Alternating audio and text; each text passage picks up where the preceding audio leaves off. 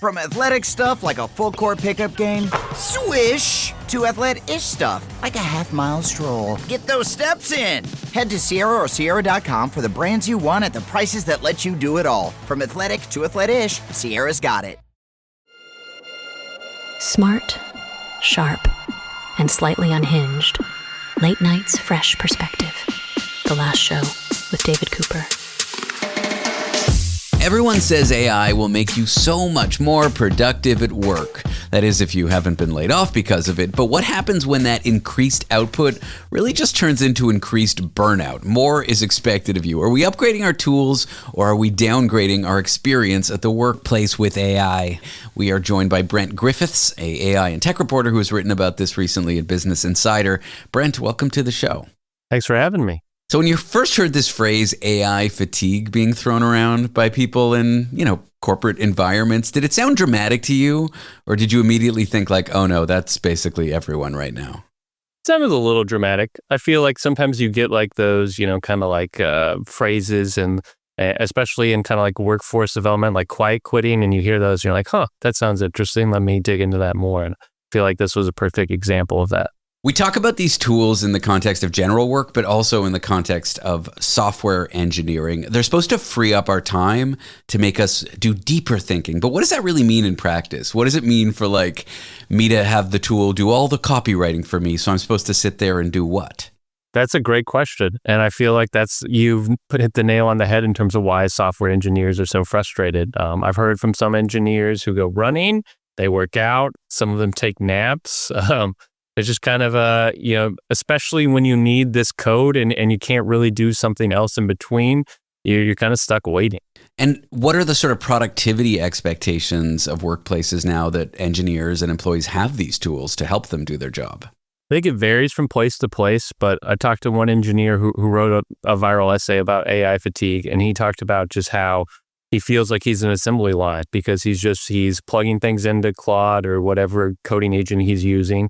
And then he's reviewing the code and approving it instead of writing it himself. And because he used to be able to write the code himself, he may be able to focus on 1 or 2 tasks a day.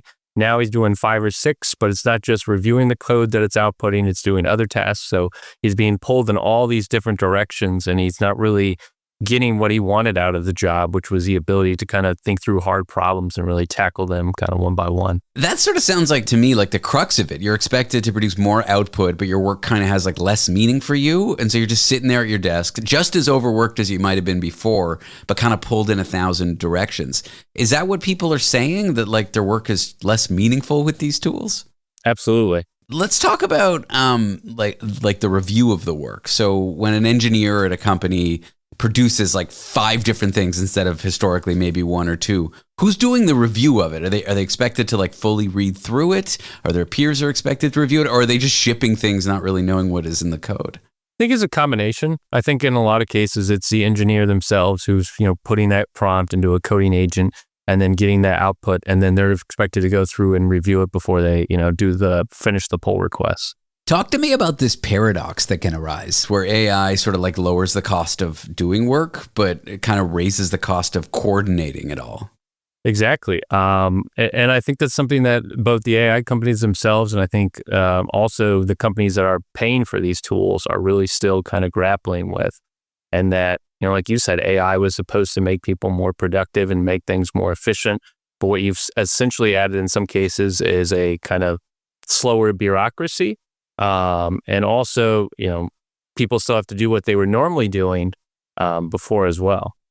And we haven't even got to the other part, which is that, these AI tools are not 100% reliable, right? And, humans were not 100% reliable for either. But, for every time you have a great experience with a coding agent, there's a lot of other times where you're just constantly trying to plug in more prompts to get what you want, and you're not getting that result that you hoped for. Now, is this all unique to like tech workers, software engineers, or does it sort of fan out to other disciplines that can use AI to be more productive as well? I think it fans out to other disciplines. I think when you talk to software engineers, their fear is that a lot of AI companies focused on coding and programming to begin with for a couple of different reasons. And so now they're fearful that what they're experiencing is going to be what's in store for the lawyer or for someone on Wall Street or for even a journalist like me. as AI begins to get smarter and become more efficient and can tackle kind of more detailed issues. I used to be a computer programmer before I started doing this. Now, I did it before AI tools were widely available. Like, I quit in 2021, basically, before ChatGPT made their big, 2.0 model or whatever. And for me, one of the hardest things was kind of staying aware of what everyone on my team was doing so I could have a decent picture of what's going on and not kind of like have it all just buzz by me and not understand what my coworkers are doing.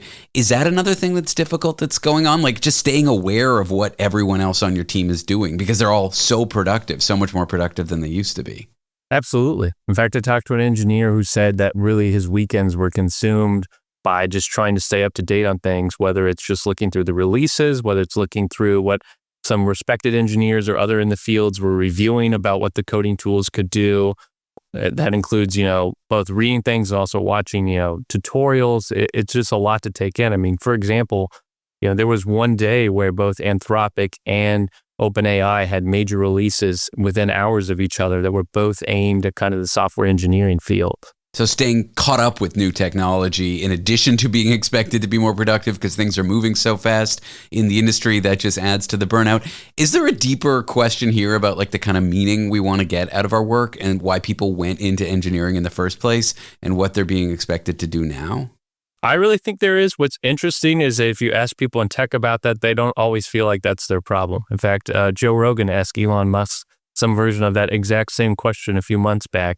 And Elon's response was basically like, yeah, that's more for each individual to solve. That's not up to me. But I think if we get to the point where we realize, and let's be clear, there are definitely skeptics of the current AI technology, but if we realize the full potential of AI and we're meaningfully replacing work, there will be a lot of philosophical questions for us to ask as human beings about why we do what we do and what sort of meaning we derive from it and how that affects our identity. Like, I recall deep focus being a fun part of the job when writing computer code, like really being deep into a problem and understanding it all. And with AI, it's like you shouldn't be expected to do that anymore. In fact, if you do that all the time, you're kind of wasting your time because you need to be more broadly focused on 5 or 6 projects and having the AI write it.